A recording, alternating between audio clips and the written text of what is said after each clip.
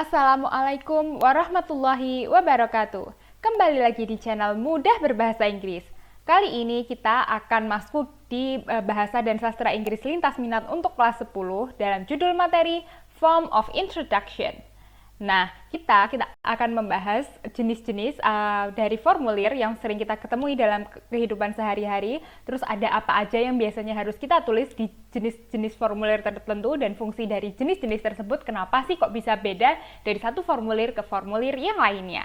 Nah, kalau udah penasaran, langsung aja kita mulai. Okay, there are some kinds of form, especially in English. First, we have what is called as application form atau formulir untuk aplikasi. Biasanya ini sering kita temui kalau kita mau melamar kerja. Nah, itu pakainya application form. Ada lagi nih yang namanya registration form atau formulir pendaftaran. Ini sering banget kalau misal kalian kayak kemarin mau masuk SMA itu kan mendaftar toh. Nah, itu pakainya yang registration form. Tapi sebenarnya ada bedanya nggak sih antara registration dan application atau mirip-mirip? Nanti kita akan bahas lebih lanjut ya. Terus kita juga punya bank form or withdrawal. Ini withdrawal itu kalau kalian jarang dengar kata ini, maksudnya adalah penarikan uang gitu loh. Jadi misal kamu punya apa sih namanya ya, punya tabungan lah gitu di bank, terus mau kamu ambil gitu, nah itu pakainya ke withdrawal. Atau kalau mau transfer, mau apa gitu kan kita juga sering ngisi itu ya kalau ke bank, ngisi-ngisi tujuan transaksinya kemana, nomor rekeningnya mau dikirim kemana. Nah itu adalah bank form masuknya. And then we also have what is called as reservation form. Biasanya kalau kita mau pergi nih jalan-jalan ke suatu tempat gitu ya, terus booking tiket kereta api misalnya, nah itu kita reserve a place, or kita kayak istilahnya memesan tempat duduk gitu untuk tiket kereta api tersebut. Atau yang sering kita temui juga misalnya kita mau booking hotel, nah itu juga pakainya reservation form. Itu formulir booking gitu ya, pemesanan tempat. Nah, terus ada juga yang namanya medical form. Kalau medical form ini lebih ke kalau kita ke dokter seperti itu kita ngisinya yang namanya medical form. And then we also have the purchasing order form. Apa ini? Itu kalau kita misalnya mau membeli barang, itu ada aturannya gitu ya, mengisi formulir purchasing order. Nanti akan kita bahas lebih lanjut juga. And then the most, I'm sure ini yang paling sering kalian isi dan kalian gunakan, yaitu online form. Misalnya kalian mau bikin sosmed atau ngerjain di Google Form, pasti udah very expert kan ngerjain quiz atau tugas-tugas gitu di Google Form, itu pakainya online form. Oke, sekarang saatnya kita bahas satu-satu dengan lebih mendetail. First thing first, it's about the application form. Nah, ini dia, tadi seperti sudah Miss sebutkan, biasanya kita temukan application form buat melamar kerja ya, ini as job application. Jadi sebenarnya apa sih application form? This is a formal or often written, biasanya bentuk form yang sangat formal dan tertulis gitu ya. Request for something, such as job, permission to do something, or a place at a college or university, and many more. Nah, application form itu biasanya kan tadi tertulis secara formal untuk meminta sesuatu, misalnya mau melamar kerja atau mau melakukan sesuatu gitu, misalnya mau ikut student exchange, itu kita apply-nya menggunakan application form. Atau tadi mau masuk universitas atau masuk sekolah gitu ya. Nah, biasanya di application form isinya apa aja? It usually contains the basic information like your name, and then address, email, phone number, date of birth, terus biasanya ini ya, kalau mau job application tuh kayak posisi apa yang dilamar, seperti itu.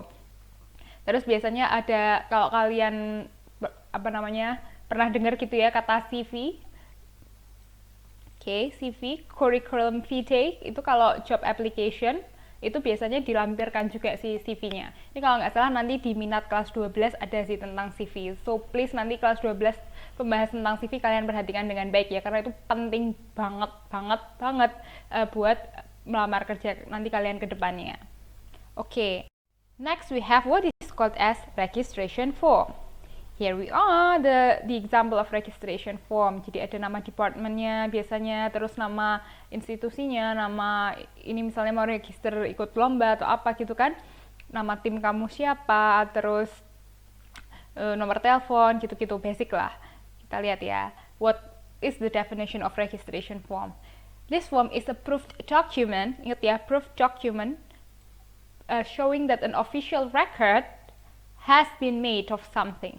It can be found in registering a new school, course, opening new account, etc. It contains the basic information like your name, address, email, phone number, date, and etc. Oke, nah ini kalau registration form itu adalah proof document, yang dokumen yang proof itu bisa dibuktikan gitu ya. That showing yang isinya tuh apa sih? An official record. Jadi sudah apa ya, rekaman secara resmi ketika kamu request sesuatu gitu loh, ketika kamu mendaftar ke sesuatu, jadi udah dalam tanda kutip udah pasti keterima gitu. Nah itu namanya registration form. Nah biasanya kita bisa menemukan registration form waktu kita mendaftar sekolah, daftar kursus, terus mau register atau mendaftar mau buka rekening bank, seperti itu biasanya kita pakai registration form. Yang isinya sebenarnya mirip-mirip sama application form tadi ya, ada nama, alamat email, alamat rumah, nomor HP, dan lain sebagainya. So, kalau kita mau lihat secara lebih spesifik, jadi bedanya application form sama registration form itu apa? Nah, kita harus cek slide yang ini. What is the real or the main differences between the application form and registration form? And here is the answer. Application form usually means that your form has a chance to be rejected. Oke ya, to get rejected. Jadi kalau application form itu tuh apa ya namanya ya, masih ada kemungkinan apa yang kamu lamarin tadi misal saya mau melamar kerja nih, nah ketika kamu melamar, kalau pakai application form itu ada kemungkinan lamaran kerja kamu itu bisa juga diterima, bisa juga ada kemungkinan untuk ditolak. Tapi kalau registration form usually means that the form is filled when you have already accepted to certain things, so there is no chance to get rejected. Ya. Nah, tapi kalau registration form itu biasanya kamu sudah pasti diterima gitu loh. Jadi untuk kan tadi untuk official record kan, untuk menyimpan data kamu secara official, secara resmi, makanya pakai registration form. Kalau misalnya Miss ilustrasikan ya, misal kamu mau daftar di sekolah A, pertama kamu datang nih ke sekolah itu, terus kamu ngasih lamaran kan, itu adalah application form. Terus misalnya di sekolah itu ada tesnya dulu nih, nah itu kamu dites, terus menunggu pengumuman kan. Setelah menunggu pengumuman, terus kamu dinyatakan nih diterima. Nah setelah diterima, kamu kan ada yang namanya daftar ulang biasanya. Nah daftar ulang itu namanya yang registration form, karena kamu sudah diterima. Seperti itu ya bedanya ya. Jadi kalau yang application masih ada kemungkinan, kalau kamu tadi misalnya daftar sekolah tidak diterima di sekolah itu, berarti kan kamu hanya apply yang application form aja, nggak sampai registration form gitu ya. Jadi application form itu bisa ada kemungkinan untuk ditolak, sedangkan yang registration form kemungkinan besarnya itu kamu udah diterima kayak gitu. Next, we are going to talk about the bank form or withdrawal. Nah, apa sih definisinya?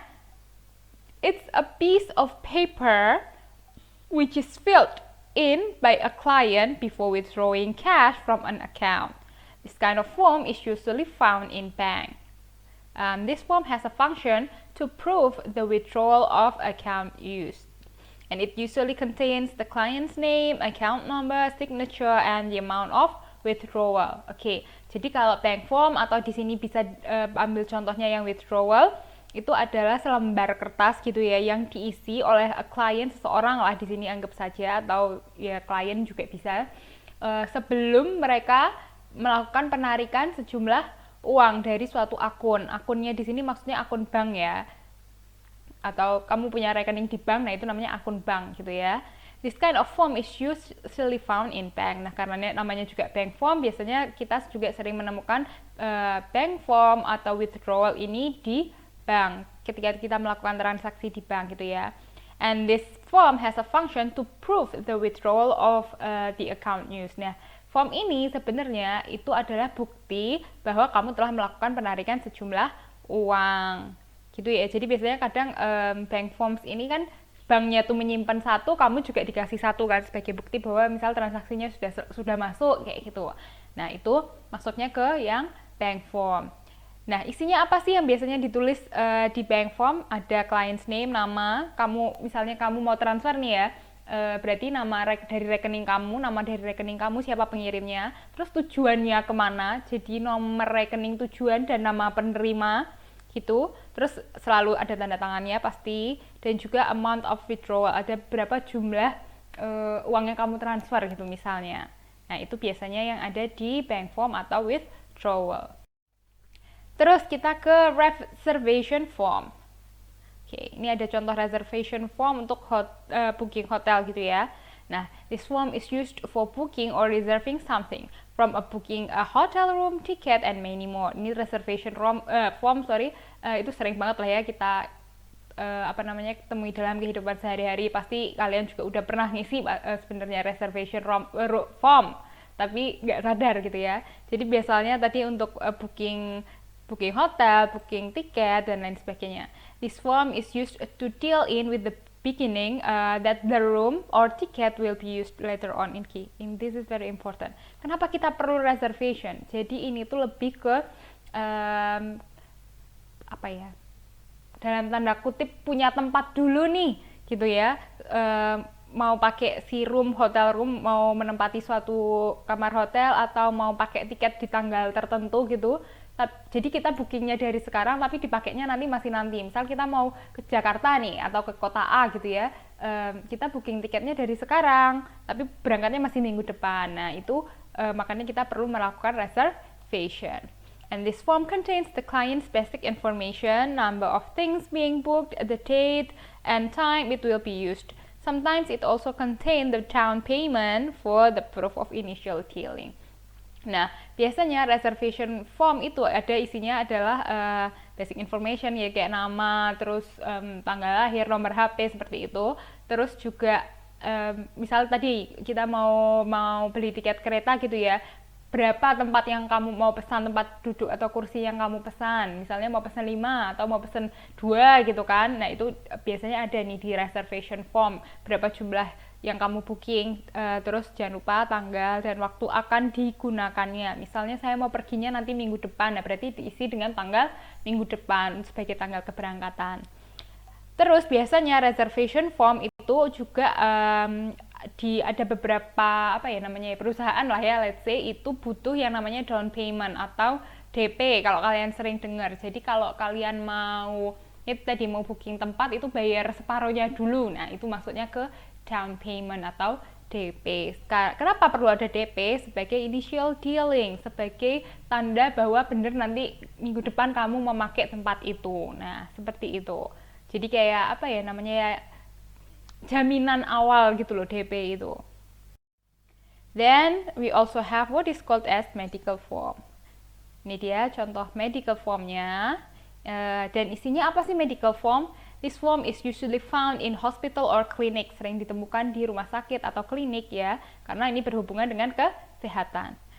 This form is usually filled by a patient to have a deal with certain medical terms, like to see a doctor, to medical checkup, laboratory tests, and many more. Jadi biasanya medical form itu diisi oleh seorang pasien untuk melakukan sesuatu yang berhubungan secara medis. Misalnya mau ketemu dokter, atau mau tes lab, atau mau general check up, seperti itu. Nah, biasanya ada isi medical form.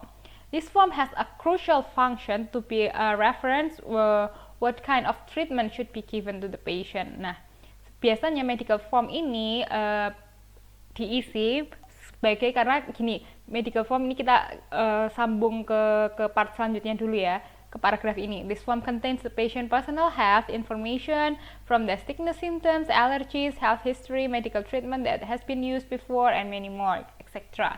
Jadi gini, medical form itu berguna supaya ketika si pasien, biasanya di medical form itu ditanya ada alergi obat kah, atau udah sakit berapa hari, gejalanya apa, atau punya penyakit keturunan, atau keluarganya ada yang sakit kayak gitu juga enggak, kayak gitu. Nah, dan beberapa apa ya namanya special terminologies itu, istilah-istilah yang hanya ditemukan di medical form. Kenapa? Karena si medical form ini itu dijadikan acuan untuk memberikan treatment atau apa ya istilahnya treatment ya, perawatan yang paling tepat sesuai dengan apa yang udah ditulis di medical formnya. Misalnya kamu sakit nih, ternyata ditanya nih gejalanya, kamu nggak tahu nih sakitnya apa, tapi ditanya gejalanya apa aja, nah itu biasanya diisi di medical form. Atau misal kamu ada alergi obat, nah itu disebutin dulu medical form, saya ada alergi obat A, nanti supaya waktu kamu apa ya namanya ya mau diobati gitu, karena udah ketahuan kamu pernah alergi dengan obat A yang misalnya mengandung jenis bahan kimia tertentu, nah jadi si obat jenis A dengan bahan kimia tertentu itu nggak dikasih ke kamu supaya alerginya nggak makin kumat, seperti itu. Makanya medical form itu penting banget. Terus kita ada ke purchasing order form. Oke. Nah, ini apa sih sebenarnya gitu kan? This is a commercial document which is made by a buyer to a seller, which is used to purchase or buy products or service. Jadi purchasing order, purchase itu artinya membeli ya.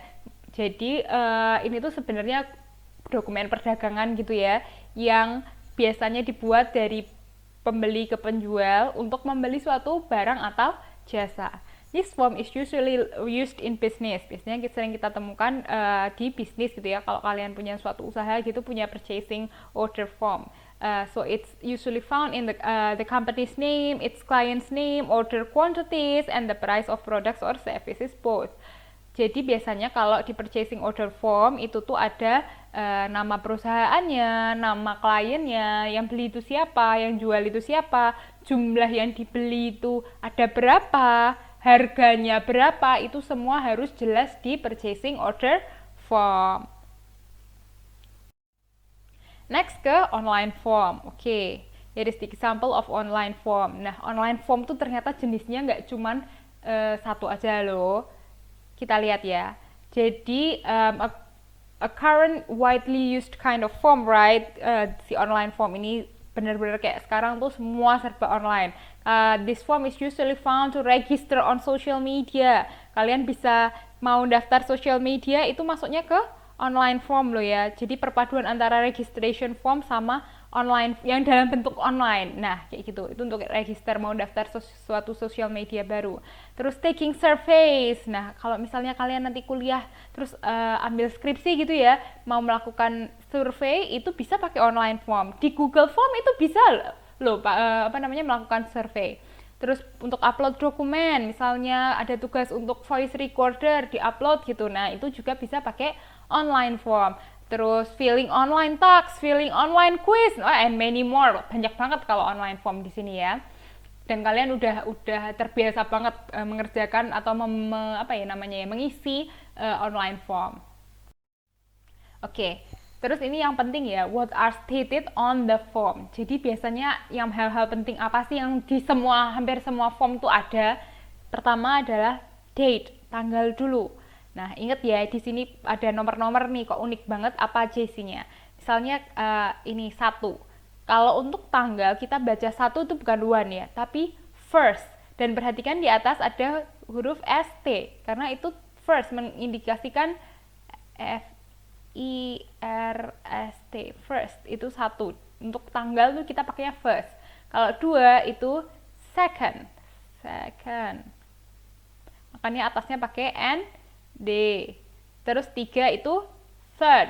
Gimana ya sini ya, third. Jadi khusus untuk 1, 2, 3 ini harus paham ya. First, second, and third.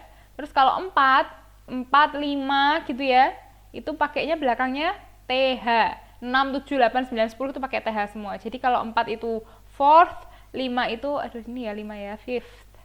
F-I-F-T-H, fifth.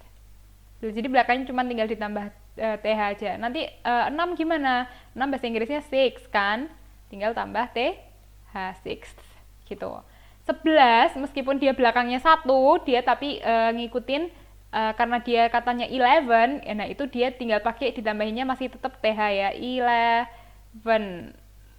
terus TH 11th, 12 juga 12th, 13 13th, 14 14th, jangan lupa TH-nya ada loh ya. Nah, terus yang agak unik nih, mulai di 21. Ini bukan 21 tapi 21st.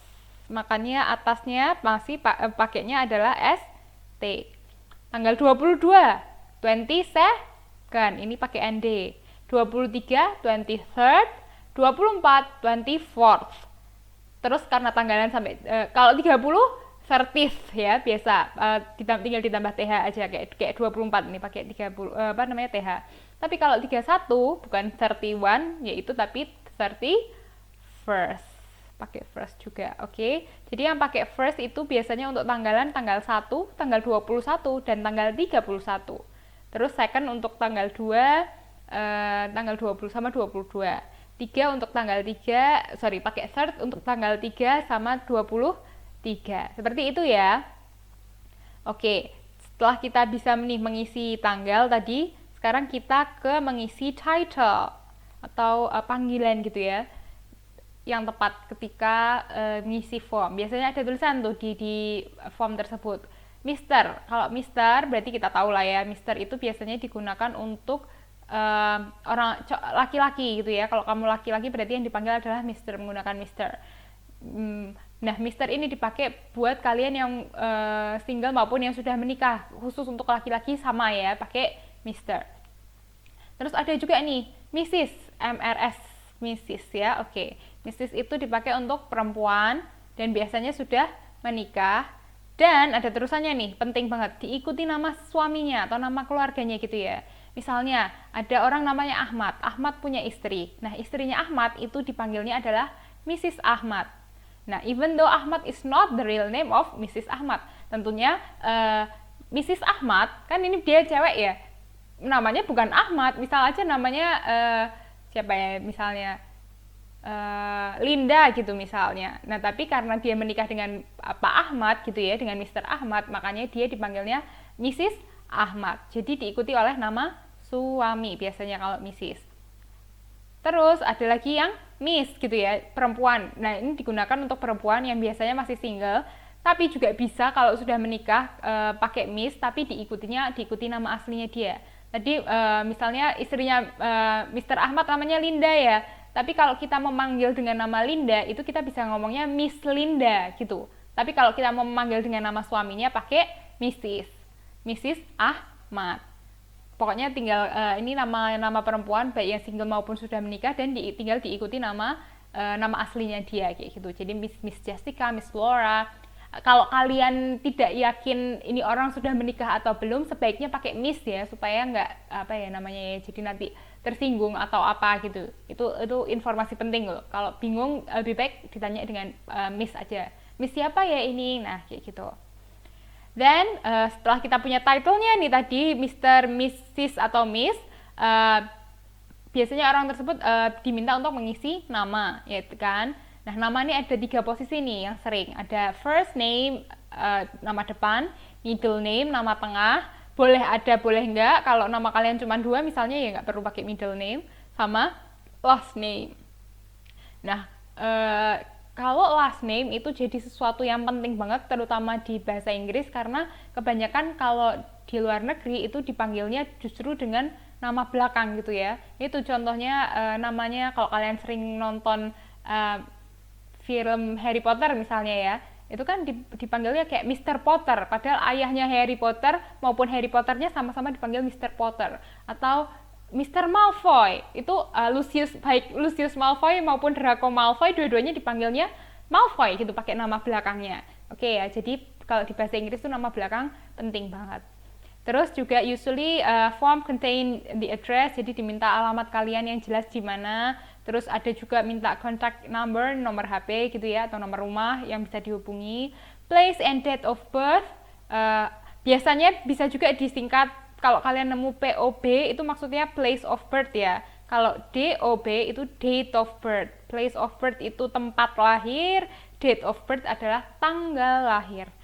Tanggalan itu ngisinya sama kayak yang ini, pakai first second tadi ya, jangan lupa. Terus diminta biasanya email kalian, dan signature is tanda tangan sebagai tanda apa ya, bukti bahwa ini akhirnya jadi gitu, dilakukan suatu transaksi, atau benar ini form yang diisi itu diisi dengan sejujur-jujurnya, seperti itu biasanya dimintain tanda tangan. Well, I think that's all for the important part of the kinds of form. I hope you have a clear understanding of the differences for each form. If you have any question, don't hesitate to comment down below. And thank you so much for watching, and I shall speak to you all very soon. Bye students. Wassalamualaikum warahmatullahi wabarakatuh.